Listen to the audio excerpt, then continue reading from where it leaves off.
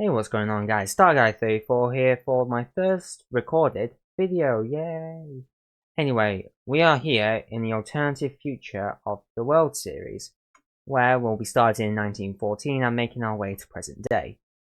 And as you know, 1914, World War One. But I'm going to see my own take on it, see what could have happened, and let's just dive right in. So first things first, we have Europe, and more importantly, over here where someone tried to assassinate someone and it didn't go so well, leading to the World at War. However, in this alternative future, that will not be happening. The assassination will not go through, and Austria-Hungary will not send demands to Serbia. Now, how that changes things, as World War One will not happen yet, foreshadowing.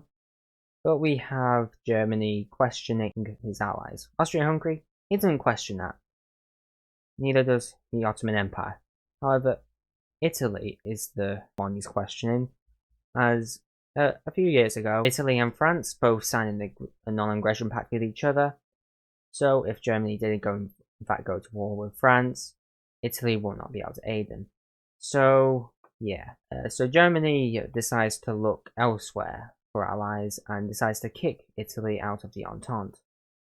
So now we're going to look at a map of the alliances.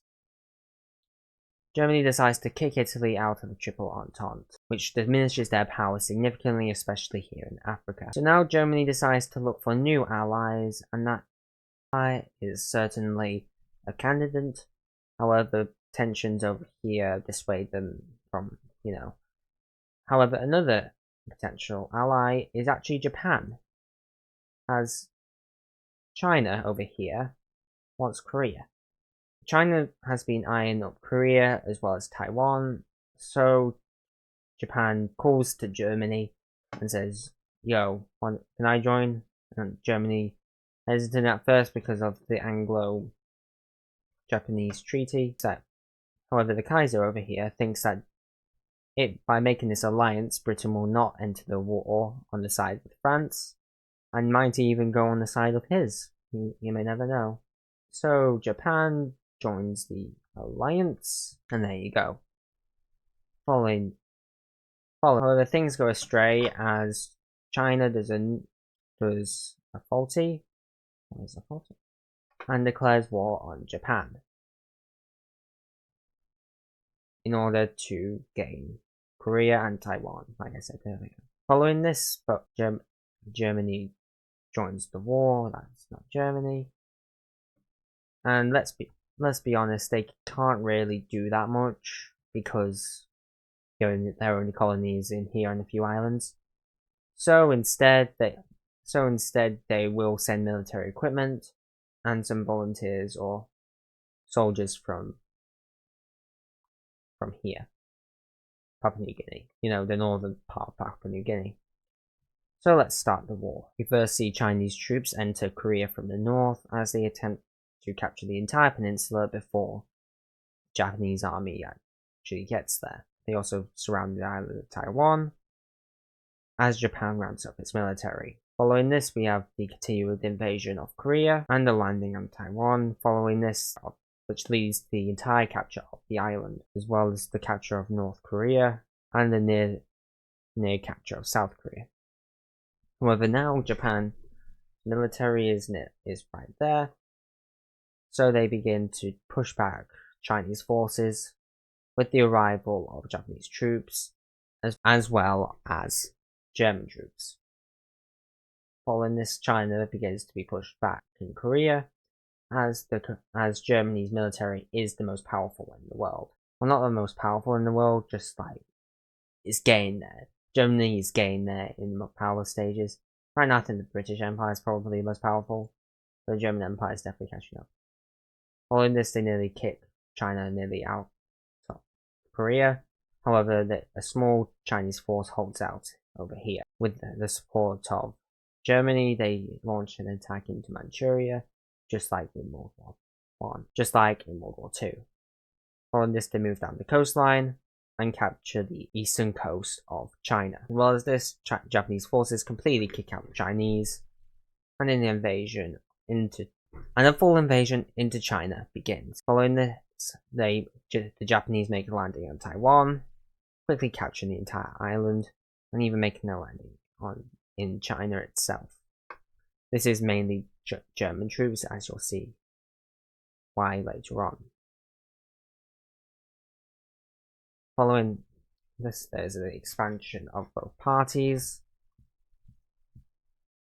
until China realizes that they have lost this war indefinitely, and so decides to draw a peace treaty with these two nations. No, they really are on the short end of the stick. And now looking at this peace treaty, we can see that Japan annexes some parts of Manchuria as well as its panhandle. But what's this right here, I hear you ask? This is actually a German colony called German Indochina. Sort of like French Indochina right here. This is a German colony and they own it. Yeah. And so with that, Japan formally joins the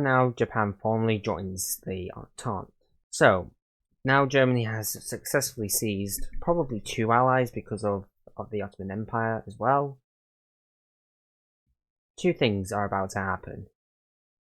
1, Italy joining the Allies, and 2, some things are stirring up over here in the Russian Empire. Now, thanks to World War I never happening, the Tsar isn't as unpopular as he was during the war, so he's still unpopular, but he's not as unpopular as he would have been. So, because of that, some things happen, and yeah, the Tsar is assassinated. It happens a lot in Russian history where the Tsar is assassinated. It happened to his grandfather, so yeah. And people blame other people, which might cause a few problems later on. And a certain Lenin is being shipped from Switzerland to St. Petersburg to calm the situation. Not saying that's going to lead into a civil war. But Germany is still looking for allies, and guess who's going to join? That's right, it's Iran. Just wants land from the Russian Empire, and Germany promises that. So now back to Russia. Oh boy, it's a civil war. And so, yeah, about that civil war, it broke out. With communists, Moscow, and yeah. But basically, Russia still has a Tsar, but it's a son of Tsar Nicholas II, and he's being shipped off to Siberia in order to protect him, in order to protect him. So he escapes their clutches for now. And with Lenin in command of this communist group, they expand greatly, even reaching the Baltic Sea and moving down south towards the Caspian Sea. As well as this, multiple independence factions across Russia break out in order to gain independence from the Russian Empire. This includes the Caucasus region, Ukraine, the Baltics, and Finland.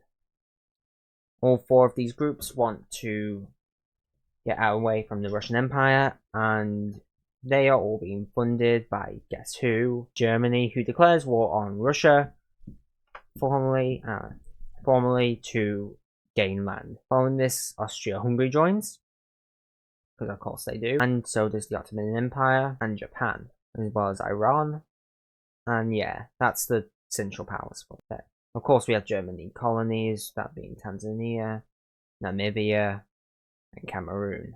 So following this, Serbia decides to come to the aid of Russia, as does Montenegro, as does France, but not the UK apparently. Because of Japan. Yeah, just because of Japan, and also because they guarantee Belgium's neutrality. And that's the reason they actually joined World War I think. I feel like they would have joined either way, eventually, but because Germany went through Belgium, so we have France declaring war on Germany, as well as Italy declaring war on Austria-Hungary. And so World War I breaks out. This also causes France's colonies to join, and as well as Italy's. However, Britain will not be joining this war, as they have a signed pact with Japan, as I said so before. Let's get into the fighting. So we have German troops entering to Russia, as they make quick progress, as the main Russian Empire is distracted. We have Austria-Hungary entering into Serbia, and Italy entering into Austria-Hungary. We see France break through into Germany, however not making much progress as the German army is on its front door. As well as this, we see the expansion of the armies. This includes Finland and a small push through the Baltics, but this isn't really focused on. Ukraine also expands on their front, meets up with the Caucasus Mountains, and begins to move north. As well as this, Lenin decides to make a move into Finland in order to save as much territory as possible and to put down these two rebellions, as he knows that this front is too much, as Germany supports it. Following this, we see a Japanese landing on Indochina and the expansion of that, as well as an invasion into Siberia and the capture of Sakhalin. Germany focuses its full effort into France, pushing them back entirely, and even entering the very fortified mountainside. And while France is not having such a good day, Italy is having a really good day as they push into Austria-Hungary with pretty much relative ease. However, the same could not be said for Serbia and Montenegro, who, after several weeks of fighting, surrendered to Austria-Hungary.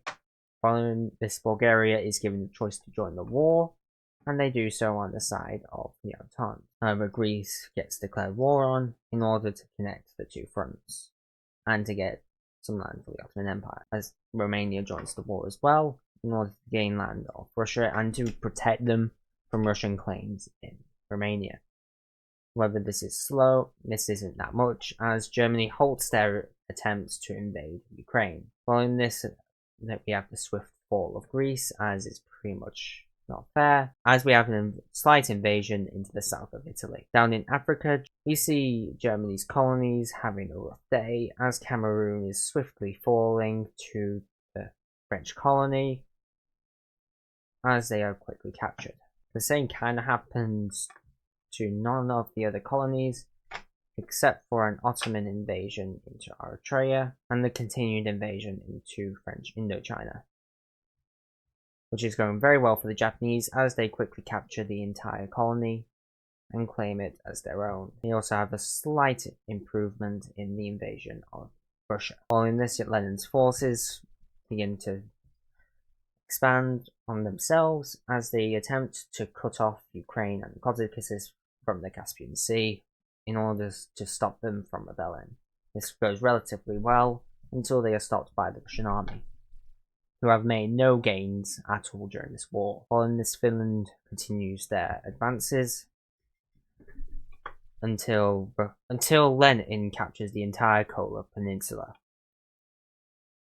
and demands that Finland surrenders. However, they do not, and fighting ensues. Following this, Lenin begins an invasion into the Baltics in order to secure that area. Following this, we have an advance by Germany and Austria-Hungary. However, Italy is also not doing so well, as Austria-Hungary quickly pushes them out of their country with support of Germany and Romania. Along with this, Germany annexes Luxembourg, and makes a move into Paris. As well as this, the boot of Italy begins to fail, as Rome is in reach of the Entente powers. And following this, an invasion of Italy begins. Japan begins to make more and more progress up north, as there's no one really stopping them from invading, as they are all over here. However, small invade, they also quickly capture the Siberian Peninsula. And they kind of halt their invasions now because they've pretty much got everything they want. So they decide to chill out and send troops to Europe, which, following the cutoff of and the rest of this land is pretty much up for grabs, as Ukraine begins to falter, as Ukraine begins to get invaded by Lenin. On this, we have the division of this area, as it is shared between the two superpowers of Europe. As Germany and Russia take control of the area, Now Germany has nowhere to expand, so they decide to push all their troops to France, who, after the capture of Paris, falls to the Germans swiftly, and yeah, the north is captured and the rest pretty much surrenders to the German armies. Italy's just gone now. It was over when France fell. Sicily is taken, as are these islands, and yeah, it does not look good, as the rest of these colonies decide that they might as well just give up. You know, there's no point in invading all this. So Germany decides to tear up France and decides to grant some of the... Yeah, you'll see in the peace treaty the way the Ottoman Empire has something to say. Djibouti's mine, as is Eritrea. There we go. Now they're ready for the peace treaty, not including Russia, as they are currently falling apart right now. Lenin continues its invasion into Russia as they take control of this entire area and captures Ukraine, and decides to let the Caucasus country go in order to stabilize their area. After a few more weeks of fighting between the USSR and the Russian Empire, a peace treaty is agreed upon between everyone, and I mean everyone. So time to look at that peace treaty. Now it's time to look at this peace treaty properly, and I'm going to run it down. So over here in Europe, we see Germany take land off Russia, we see Austria-Hungary take land off Russia, we see Romania take land off Russia, and we see the Caucasus region being released, as is Finland, who is half the size it regularly is. We also see Germany take land off France and take some of its colonies, including Madagascar and what used to be this colony right here. We also see Italy lose land to the Austro-Hungarian Empire, as Austria-Hungary puppets Serbia and takes Montenegro. Bulgaria gain land off Greece and Romania, I've already mentioned. We see the Ottoman Empire gain Greece, as well as the French and Italian colonies of Eritrea and Djibouti. Over here in Japan, we see them take a bit of Russia over here and Sakhalin. We also see them capture French Indochina. And to be honest, that's it. The only other thing is Russia being split between the USSR and the Russian Empire. So USSR, Russian Empire. USSR, Russian Empire. Pretty divided world right now. But there's only really two superpowers, as Russian Empire really can't contribute much if the war breaks out, apart from take out Japan. And Russian Empire is very unstable right now. So basically, no one really leaves any alliance. In fact, Germany gains them in Romania, Bulgaria, technically Serbia, and the Caucasus Republic. Yet Great Britain is now isolated from Europe. Germany is considering letting them in, whether they may not actually allow it. That's actually going to do it for the first episode of the alternative future of the world. So, World War I did happen, and Germany won. How else was this video going to go? I do not know. So I hope you enjoyed today's video, and we will continue this next week. For now, I will see you another time. Bye bye.